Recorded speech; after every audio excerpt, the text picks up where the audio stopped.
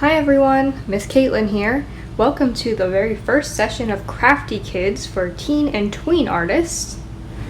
Today we're going to be doing a tape resist painting. It's going to look something like this, and you're going to watch my tutorials either on our Facebook page or on our YouTube channel, and then you're going to pick up your craft kit here at the library. So here, I'll show you some of the things that you're going to find in your craft kit. I'm using a foam board to paint on, but you will have an actual canvas. And along with your canvas, you're going to have an egg carton, and in the egg carton there's going to be little containers of paint. You might notice with your paint you only have the primary colors, which are blue, yellow, and red, and you have white and black as well to make shades and tints of each color. That means you're making it lighter or darker. You have a couple paintbrushes here. You've got a big thick boy right there.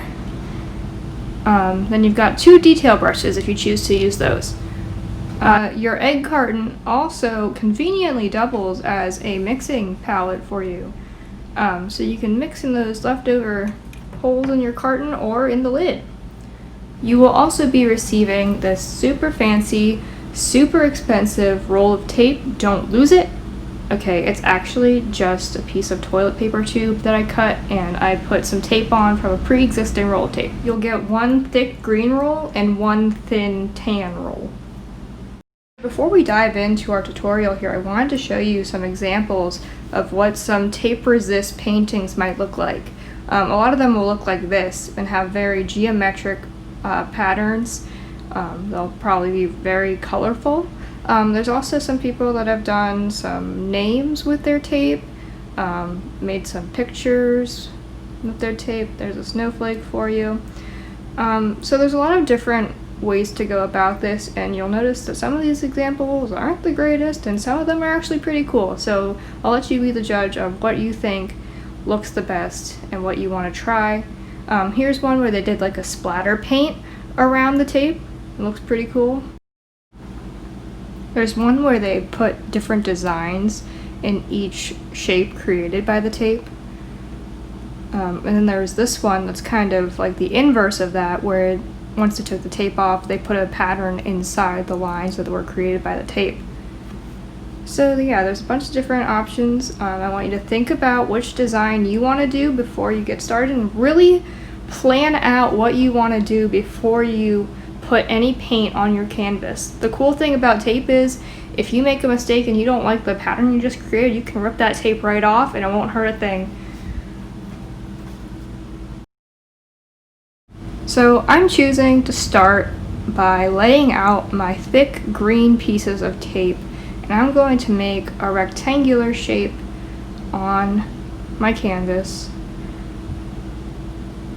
and make sure you clean up those edges there so they look kind of straight.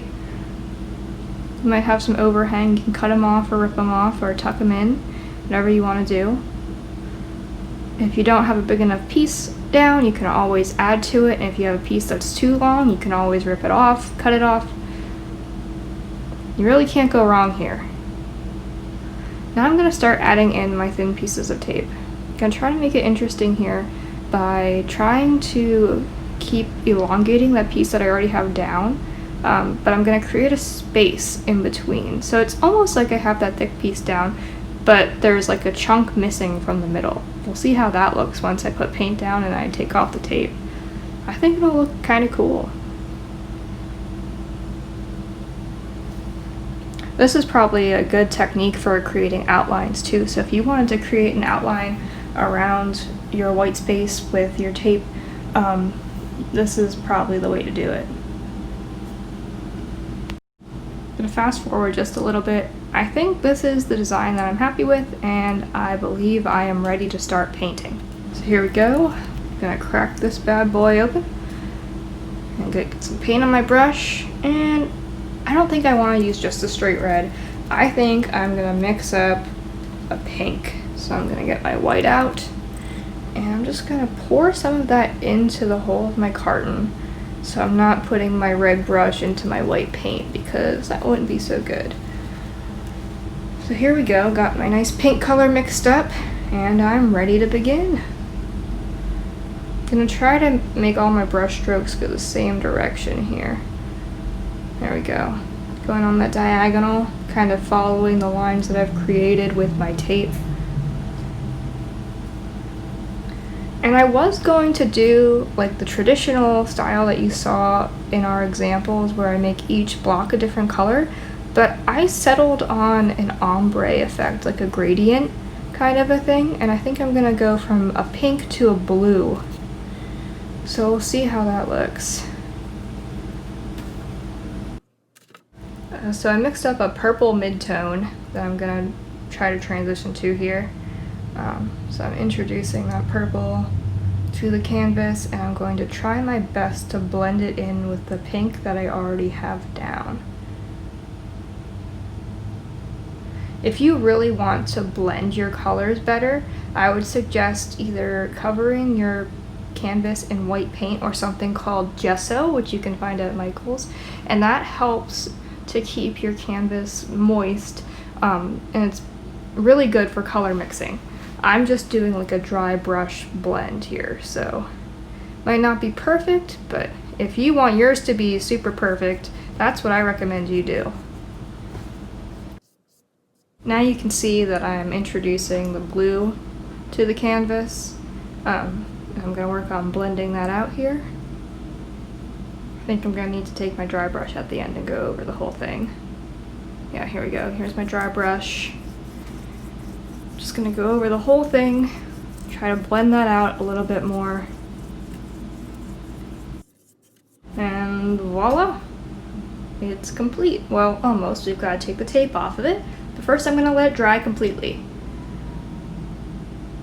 Alright, now I think we're ready to remove the tape. So you might have to lift up your canvas a little bit to get underneath it to remove the tape. Some of your pieces are going to come off really cleanly and others aren't, so be prepared for that. You might have to go over some spots later after you take off the tape because this tape is not painter's tape, so it's not made for this, but it does its job. It does pretty well.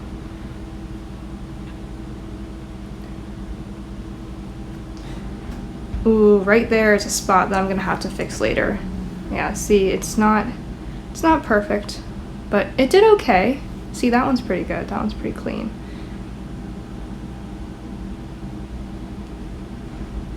Ooh. It's also helpful if you remember where you started and where you ended with putting on the tape. I didn't do that, so I'm just kind of ripping it willy-nilly.